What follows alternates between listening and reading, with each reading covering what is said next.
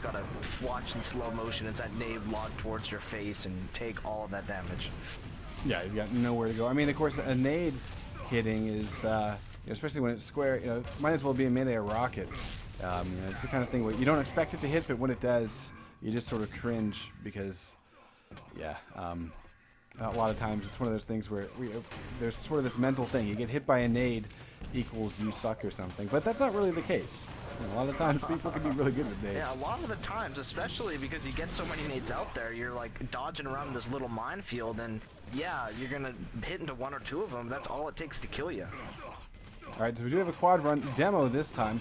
Gonna barrel ass 4 health that his teammate picked up just before he died. So Demo's doing this with about 40 health. There is a medkit on the ground though. He's gonna pick it up, use it, and get out. And he does take care of Spectro. Now he's got to deal with yet another. And we're gonna, this is kind of annoying. That I need to remember to turn off the power up follow as soon as quad gets grabbed, because I find that to be the most entertaining to grab and watch.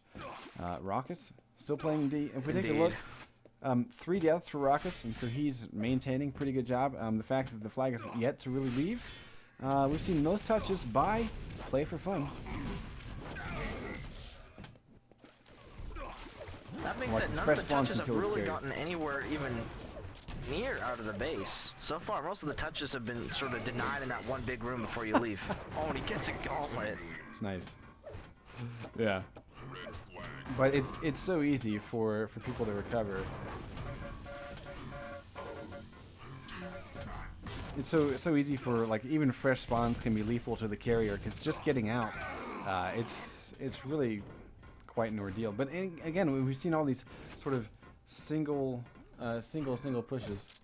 Oh, hang on a second. Looks like we just lost the stream. We're gonna try to bring it back up. Oh dear, I'll double check. Yeah, we'll figure it out.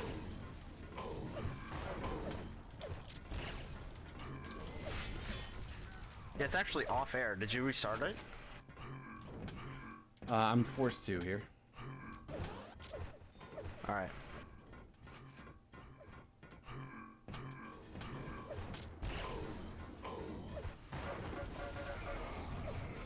Good news is the VOD will be fine. And we're not really missing much at this point. But Matt, yeah, you can keep talking about stuff while I get this up and running. Okay. Is the stream up? It's getting there. But we got the VODs. Alright, what we're seeing, I guess, in this map is mainly most of the frags are going around the center rooms. I mean, each team is not really making coordinated pushes into each other's bases, but instead sending 1 or 2 men trying to sort of flank in and sort of sneak in. You're not seeing many battles anywhere besides, like, after they get the flag or in the middle area. There's a lot more, I guess there's so many options, I guess, to get to the flag that you're not always running into defenders as you sneak into the base. So we're seeing pickups, but we're not seeing successful pickups because it's a lot harder to get assist your teammates on this just due to the size of the map.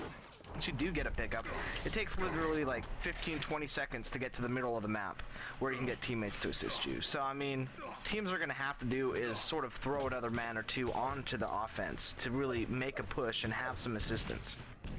Indeed. Hopefully now the stream is back up, so we're all good to go there, and I guess Ustream just decided to take a crap. Apparently we've done too many awesome broadcasts all day long, and so they decided we needed a break. But we're not done. We're here to broadcast South American Capture the Flag.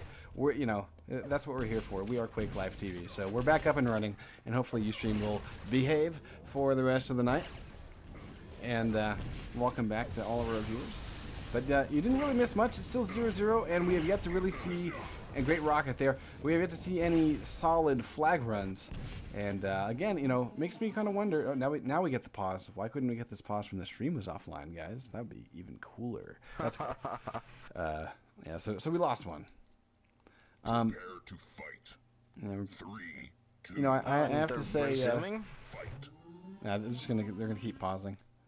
Yeah, there we go. Gotcha.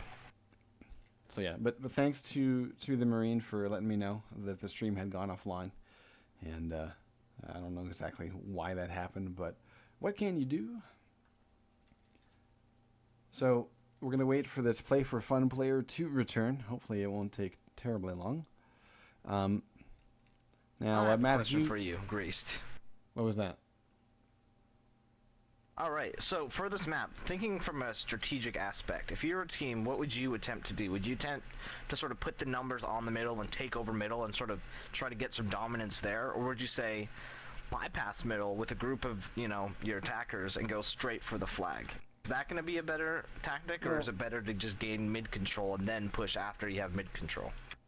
One of the things I remember about this map, and it was, we're talking like 10 years ago, or however, like whenever it came out after most of the other maps, but I remember doing something along the lines of, I think back then we were doing 5v5 CTF, and but I do remember something like a 3-man push on O, and basically just kind of moving as a group, because there are different sections to this map. Let me see if I can fly around during this pause. Let me see. Nope. I'm stuck. All right. That sucks. I can switch views, but I can't fly around. Anyway, but yeah, there are kind of different sections to the map. Obviously you've got the main bases and then the rooms outside the main base.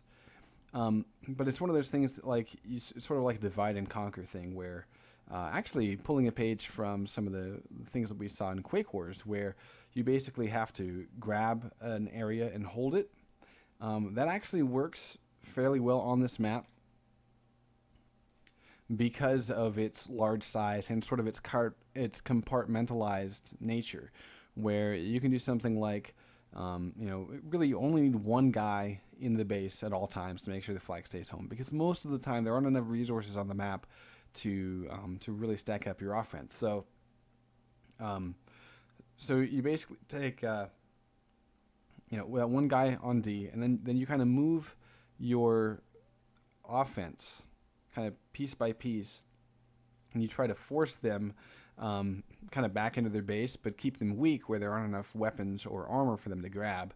And so that by, obviously you're going to be taking fire the entire time. You're probably going to lose one of those guys, but by the time you get to the base, you're attacking with 2 guys. And in this particular base, the distraction works so unbelievably well, especially now with the changes in the Quake Live version, where you can come up the back really easily, near the teleporter. And so it's the kind of thing where, like, all you need to do is distract the main base D, and you're out. And then, of course, it's just it's sort of a mad dash. I mean, that's really why this map isn't played competitively. It's kind of a mad dash to try to get back and support your carrier, because he's going to take a lot of damage, even from fresh spawns, because there's so many long-range corridors where the machine gun, believe it or not, is one of the most lethal weapons in this map. The other big thing is, if you get a flag carrier that's really, really fast, like if they can rocket jump just unbelievably well, then you can have them just go in by themselves. But if you don't have that, then you have to rely on a little bit of offensive teamwork. They're going to have... I mean, even in that situation where you have a good rocket jump, there's so many rooms you're going to have to, use up your health by rocket jumping in, and they're going to have dings against your health with, machine guns and stuff. So, I mean, it's going to come at you no matter what, and it's so easy with the damage done through rocket jumps, and just from that little bit of damage that's done by the MG, you can get torn down really quickly. And we've seen it time and time again. They're just busting through the map as quickly as they can, but they don't even get close to getting out of the base. Yeah.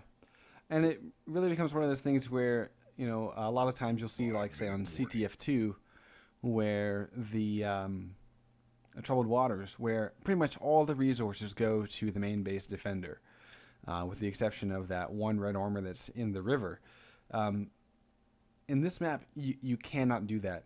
You have to give some of those resources away to your offense. And so really the only way that you're going to get a solid flag run usually is your main runner, give him mega, and give him at least 1, if not 2, of the yellow armors. And then sometimes, yes, go for red. Otherwise, give that to your teammate that's going to be assisting with the flag run, and of course quad.